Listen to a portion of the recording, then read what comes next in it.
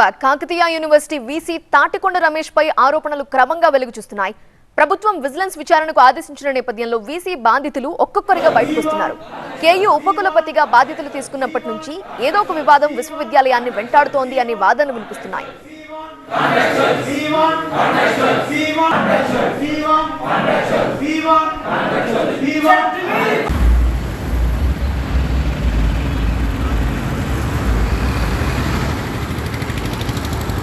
తొలగించబడ్డ అధ్యాపకుల అక్రమ కొనసాగింపు, అక్రమ బదిలీలు, నిబంధనలకు విరుద్ధంగా అక్రమ నియామకాలు, నకిలీ ప్రాజెక్టులకు అనుమతి ఇచ్చారు అనే 4 ప్రధాన ఆరోపణలపై విజిలెన్స్ విచారణకు ప్రభుత్వం ఆదేశించింది.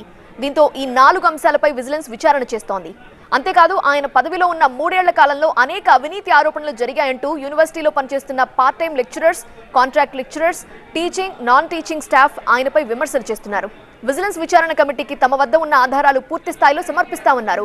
వీసీతో పాటు రిజిస్ట్రార్, అసిస్టెంట్ రిజిస్ట్రార్ను కూడా కటకటాల్లోకి పంపాలని కోరుతున్నారు.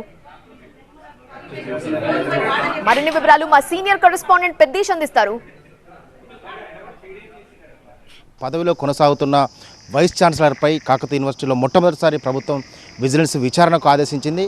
ఆయన పైన అకూట్ ఫిర్యాదు చేసిన నేపథ్యంలో ప్రభుత్వం 4 అంశాలపైన ఆయన పైన ప్రధానంగా విచారణకు ఆదేశించింది. సో అకూట్ ప్రతినిధులు మనతో ఉన్నారు. ఆయన పైన ఎటువంటి అంశాలపైన లేవనెత్తారు, ప్రభుత్వానికి ఏమేమి ఫిర్యాదు చేశారో తెలుసుకుందాం. డాక్టర్ ఇస్తారు గారు, సార్ గారు మీరు ఫిర్యాదు చేశారు కదా, ఏ అంశాలను ప్రధానంగా ప్రభుత్వానికి తెలియపరిచారు? మీకు వీసీ పైన ఫిర్యాదు చేయాల్సిన అవసరం ఏమొచ్చింది, ఎందుకు కారణం ఏంటి? ప్రొఫెసర్ తాటికొండ రమేష్ గారు వీసీగా అపాయింట్ అయినప్పటి నుంచి టీచర్ల మీద వ్యక్తిగత కక్షలకు పాల్పడము, ఇటువంటి ఒక అమానుష సంఘటనలు చేయడం మూలంగా చాలాసార్లు మేము రిజిస్ట్రార్ గారికి, వీసీ గారికి రిప్రజెంటేషన్ ఇచ్చాము. ఇప్పటి వరకు కూడా చాలాసార్లు రిప్రజెంట్ చేసినా కూడా ఒక్కసారి కూడా చర్యలు తీసుకోకపోవడం చేత మేము యూనివర్సిటీకి సంబంధించినటువంటి పాలక మండలికి కూడా అనేక సార్లు రిప్రజెంటేషన్ ఇచ్చినా కూడా ఎటువంటి ఫలితం లేకుండా పోయింది.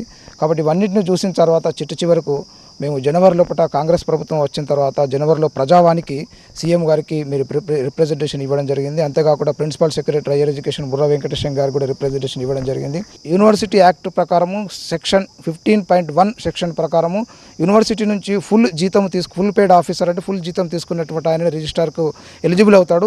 కానీ అటువంటి ఆయన కాకుండా ఒక రిటైర్ అయినటువంటి ఒక ప్రొఫెసర్ను తన అనుయాయుడిని రిజిస్ట్రార్గా పెట్టుకుని తన యొక్క అక్రమాలకు అడ్డాగా మార్చుకున్నాడు. మీరు ఫిర్యాదు చేశారు, 4 అంశాలపైన ప్రభుత్వం విచారణకు ఆదేశించింది. మీ వద్ద ఎలాంటి ఆధారాలు ఉన్నాయి? ఇప్పుడు ప్రభుత్వానికి కావచ్చు, విజిలెన్స్ విచారణ కమిటీకి ఎటువంటి ఆధారాలు సమర్పించబోతున్నారు? ఏ రకమైనటువంటి యూనివర్సిటీ యాక్ట్ చట్టాన్ని ఉల్లంఘించిండు, అదే రకంగా యూజీసీ నిబంధనలు ఏ రకంగా ఉల్లంఘించిండు, వీటికి సంబంధించినటువంటి ఆధారాలన్నీ కూడా మా దగ్గర ఉన్నాయి. అదే రకంగా ఈ మధ్యన ఒక 5 లక్షల యొక్క తన ప్రైవేటు కేసుకు గవర్నమెంట్ తరపు నుంచి ఒక అడ్వకేట్ని పెట్టినట్టు తీసుకొని వేరే లాయర్కు ఆయన ఒక 5 లక్షల సొమ్మును దానికి సంబంధించినటువంటి బిల్స్ కావచ్చు, దానికి సంబంధించినటువంటి కేసు వివరాలు కావచ్చు, ఇవన్నీ కూడా ఆధారాలు మా దగ్గర ఉన్నాయి. ఇవన్నీ కూడా మేము విజిలెన్స్ వారికి సమర్పిస్తాము. ఏ రకంగా 16 మందిని యూనివర్సిటీ చట్టానికి వ్యతిరేకంగా, యూజీసీ నిబంధనలకు వ్యతిరేకంగా నియమించాడు, ఏ రకంగా ఇటువంటి భూములను కబ్జా చేసినటువంటి వాళ్ళకు వంత పాడుతున్నాడు, ఏ రకంగా ఫేక్ ప్రాజెక్టులు క్రియేట్ చేసి యూనివర్సిటీ యొక్క ధనాన్ని కొల్లగొడుతున్నాడు, దీనికి సంబంధించినటువంటి పూర్తి సమాచారం మా దగ్గర ఉన్నది. దాన్ని మనం విజిలెన్స్ వాళ్ళకు మేము ఇవ్వబోతున్నాము. విద్యార్థులు పిహెచ్డి అడ్మిషన్ల కోసం అడిగితే వాళ్ళని తీసుకొని పోయి టాస్క్ ఫోర్స్లో పెట్టి కొట్టించి వాళ్ళ మీద కేసులు పెట్టి జైల్లో పాలు చేయడం జరిగింది.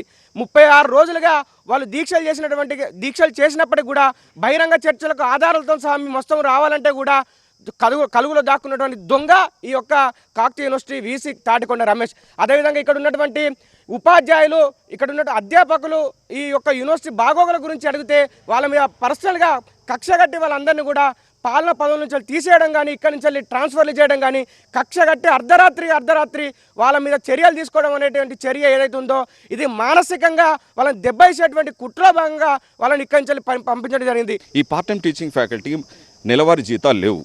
గత 10 ఇయర్స్గా మేము సఫర్ అవుతున్నాం. అత్యున్నత చదువులు చదివి విద్యార్థులకు మేము పాఠాలు బోధిస్తున్నాం. మాకు నెల జీతాలు లేవని చెప్పేసి గత 3 ఇయర్స్ నుంచి మేము మొరబెట్టుకుంటున్నా కూడా చివరి నిమిషం వరకు ఇప్పుడు చేస్తా అని మనం చివరి నిమిషం వరకు మమ్మల్ని వాడుకున్నాడు. నాకు A+ గ్రేడ్ రావడం కోసము యూనివర్సిటీలో మమ్మల్ని వెట్టి చాకిరీ చేయించాడు. ఇలా మాటలు చెప్తూ మభ్యపెడుతూ మమ్మల్ని చివరి క్షణం వరకు తీసుకొచ్చి ఇప్పుడు నేను చేయలేను అని చెప్పేసి చేతులు ఎత్తేస్తున్నాడు. ఇప్పటికైతే ఇంకా వీసీ మీడియాతో కావచ్చు ఎవరితో కూడా ఇప్పటికైతే ఆయన కాంటాక్ట్లో రాలే, ఆయన మీడియాతో కూడా మాట్లాడడానికి దూరంగా ఉన్నారు. సో ఒక వీసీ వర్షన్ ఏ విధంగా ఉంటుందో చూడాలి.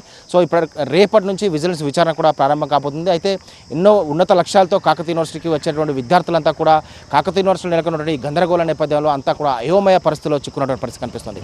కెమెరా పర్సన్ మునాతో పెద్దీష్, TV9 వరంగల్. ప్రభుత్వం విజిలెన్స్ విచారణకు ఆదేశించిన నేపథ్యంలో ఆయనపై వస్తున్న అవినీతి ఆరోపణలపై వివరణ కోరేందుకు TV9 ప్రయత్నించింది. కానీ వీసీ అందుబాటులో లేరు. మరోవైపు వైస్ ఛాన్సలర్ పై వచ్చే ప్రతి ఆరోపణల్లో రిజిస్ట్రార్ కూడా బాధ్యత వహించాల్సి ఉంటుంది. అవినీతి ఆరోపణలను రిజిస్ట్రార్ ప్రొఫెసర్ మల్లారెడ్డి ఖండించారు. ఇంతవరకు అయితే ఏం ఉండదు. ఇప్పుడు ఆర్ట్స్ కాలేజ్ నుంచి ఇక్కడ రావడానికి, ఇక్కడ నుంచి ఆర్ట్స్ కాలేజ్ పోవడానికి ఎవరు డబ్బులు ఇస్తారు చెప్పండి? It's matter of 4 kilometers. నా నోటీసులు అయితే డబ్బులు ఇచ్చింది లేదు రిజిస్టర్ లెవెల్. ఖచ్చితంగా ఎలాంటి విచారణకైనా మేము సహకరిస్తాం. మా దగ్గర ఉన్న ఫైల్స్ కానీ మాకున్న నాలెడ్జ్ని కానీ ఖచ్చితంగా షేర్ చేస్తాం.